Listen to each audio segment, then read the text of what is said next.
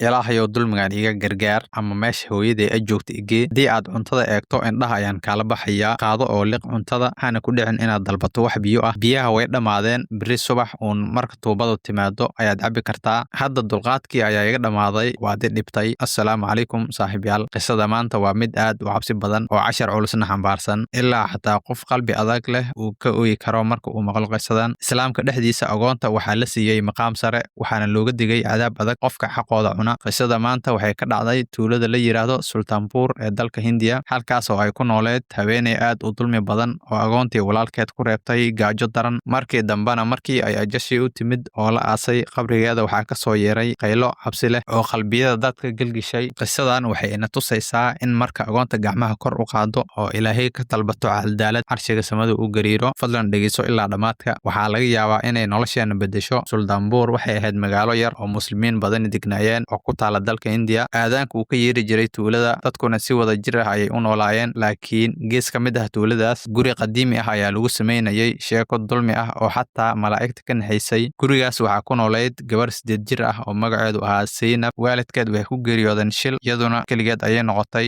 adeerkeed eedadeed qaba oo la odhan jiray Saajid ayaa gurigiisa keenay Saajid wuxuu ahaa nin salaad badan balse guriga dhexdiisa talo kuma lahayn oo xaaskiisa ayaa ka talin jirtay xaaskiisa oo ahayd eedada Zainab waxaa la oran jiray Shabnaam muuqaal ahaan way qurux badnayd balse qalbigeedu dhagax ayuu ka adkaa hanti iyo caruurteeda mooyee cid kale dan kama lahayn markii Zainab guriga timid waxay mooday in aabe iyo hooyo u noqon doonto eedadeed Shabnaam laakiin maysan ogeyn in imtixaankii ugu adkaa nolosheeda uu halkaas ka bilaabanayo Shabnaam waxay lahayd 2 caruur ah wiil la oran jiray Faizaan iyo gabar la oran jiray Zoya caruurteeda waxay u xanaaneyn jirtay sida amiiro subax iyo galab caano loos iyo bariis hilib leh ay siin jirtay labadeeda canug laakiin marka ay Zainab aragto nacayb baa indhaheeda ka soo muuqan jiray Shabnaam gabadha yar ee Zainab markiiba waxay ka dhigtay adoon yar oo u adeega waxay ku amartay inay xaaqdo guriga weelasha dhaqdo iyo dhammaan dharka dhaqdo gabadha yar ayaa qabata intaas oo hawl ah balse dulmiga intaas kuma ekaan Shabnaam gabadha yar waxay siin jirtay cunto aan xitaa xoolaha la siin karin rooti qalalan oo duug ah mararka qaarna biyo kaliya ayay ku noolaan jirtay halka Faizaan iyo Zoya miisaska loogu diyaarin jiray nooc kasta oo cunto ah Zainab gees bay fadhiisan jirtay iyada oo aamusan ku ooyeysa oo hooyadeed xasuusanaysa gacmaheeda yar ay samada u taagi jirtay iyadoo leh ilaahayow dulmigaan iga gargaar ama meesha hooyaday ay joogto igee maalin jimco ah guriga marti ayaa u soo socotay waxaa laga diyaarinayay cunto gaar ah Shabnaam waxay karisay digaag iyo maraq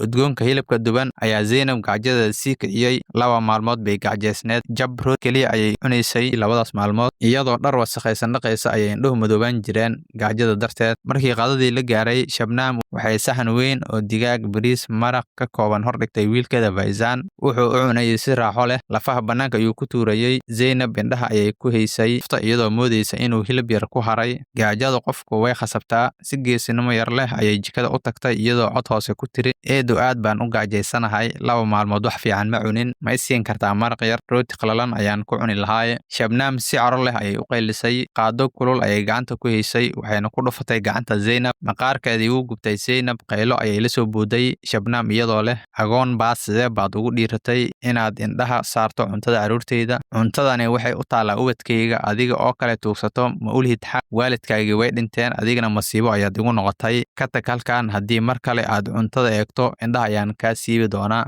Zainab oo oyeysa ayaa ku noqotay meesheedii iyadoo gacanteedu guban tahay calooshuna gaajo la ololeyso samada ayay gacmaha u taagtay iyadoo leh rabbiyow adaa wax walba arka haddii waalidkay maqan yihiin adiga ii haray ee iiga gargaar dulmigan waqtiga uu socday dulmiga lagu hayay Zainabna wuu kordhay Zainab laf iyo maqaar ayay noqotay soon ayaa yimid waa la soomay maalintii ciidda ayaa timid guriga farxad ayaa ka jirtay caruurta Shabnaam dhar qaali ah ayay xirnaayeen balse Zainab dhar duug ah ayaa loo tolay martida hortooda looma ogolan Zainab inay marna istaagto dhabarka dambe ee guriga halka ay xooluhu ku xiran yihiin ayaa lagu hayay Zainab markii martidu baxday lafihii iyo cunto yar ayay dhulka ugu tuurtay waxayna ku tiri qaado oo liq hana ku dhicin inaad biyo dalbato biyihii way dhammaadeen beri ayaad cabbi doontaa cuntadii quraanjo ayaa ku dul socotay haddana Zainab bismillaah ayay tiri waxayna bilowday inay cuntadii si tartiib ah u cunto Zainab haraad daran ayaa hayay markii ay weelka biyaha u tagtay Shabnaam ayaa ul kaga dhufatay dhabarka qodxo badan ayay lahayd usha dhiig ayaa ka daatay dhabarka Zainab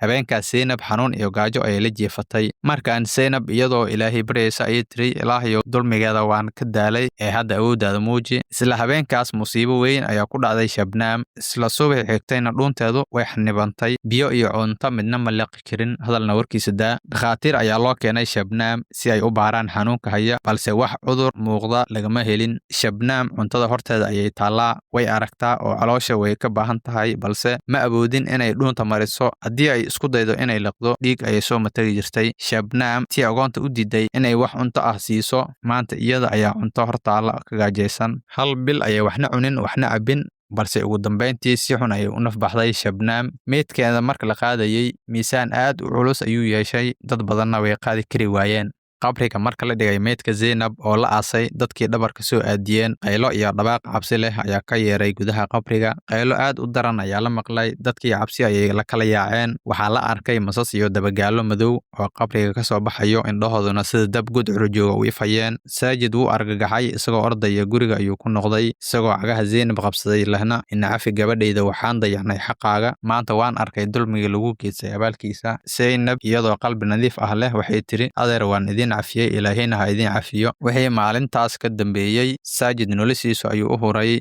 daryaalka gabadhii agoontahayd ee Zainab. Faizaan iyo Zoya iyaguna way toobad keeneen, waxayna Zainab u aqoonsadeen walaashooda ka weyn. Qabriga Shabnam wuxuu noqday calaamad cashar ah. Dadka tuulada Suldaanbuur waxay sheegeen in habeenkii qaylo laga maqlo qabriga Shabnam. Qisadani waxayna baraysaa inaan ka carari karno maxkamadaha dunida, balse aan ka carari karnin xukunka Ilaahay. Agoonta iyo dulmanaha xaqooda cunistiisu waa dembi aad u weyn. Haddaba ka waran kan dulmiya agoonta, meesha uu u dambeyn doono waa naar. Haddii aad taqaan qof agoon ah, madaxiisa gacanta saar una naxariiso. Ducadiisu waxay hagaajin kartaa adduunkaaga iyo aakhiradaada, habaarkiisuna waad ku halaagmi kartaa. Waxaan rajeynayaa in qisadani qalbigaaga taabatay. Haddii ay indhahaaga ka ilmeysisay, la wadaag si dadku cashar uga qaataan. Qisadeennu halkaas ayay ku eg tahay saaxiibayaal. Fadlan subscribe iyo like ha inaga ilaabina. Assalaamu calaykum waraxmatullaahi wabarakaatu.